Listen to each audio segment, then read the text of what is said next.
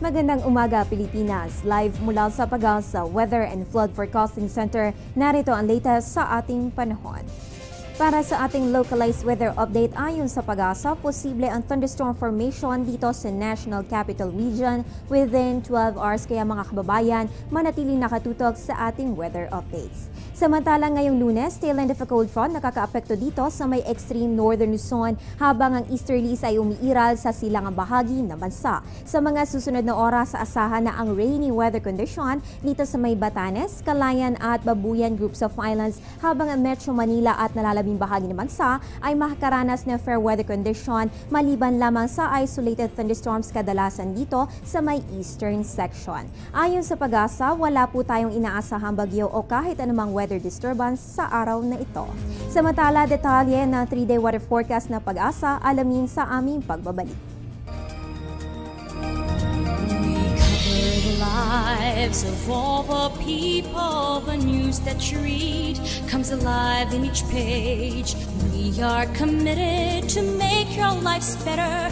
We're going strong because of you. Cebu Daily News, Cebu Daily News. Cebu Daily News. We tell it as it is. Mga kababayan, ano nga ba ang aasahan nating panahon sa mga susunod na araw? Alamin yan mula sa 3-day weather forecast ng Pag-asa. Simulan natin dito sa Baguio City. Makakaranas po tayo ng fair weather condition sa susunod na 3 araw. Maglalaro po ang temperatura sa pagitan ng 14 to 24 degrees Celsius. Dito naman sa Metro Manila, asahan po ang partly cloudy to cloudy skies sa susunod na 3 araw. Ngunit maging handa na sa mga pag-uulan sa darating na Miyerkules. Punta naman tayo sa Metro Cebu, asahan po ang bahagya hanggang sa maulap na kalangitan na may pulo-pulong pagulan o pagkidlat pagkulog sa susunod na 3 araw. Ganitong weather condition din po ang aasahan sa Metro Davao. Magiging mainit sa umaga at tanghali, ngunit posible ang thunderstorms pagsapit ng hapon o gabi. So yan po ang ating weather condition bukas sa Wednesday at sa Thursday. At sa Zamboanga City, asahan ang partly cloudy to cloudy skies with isolated rain showers or thunderstorms sa susunod na 3 araw.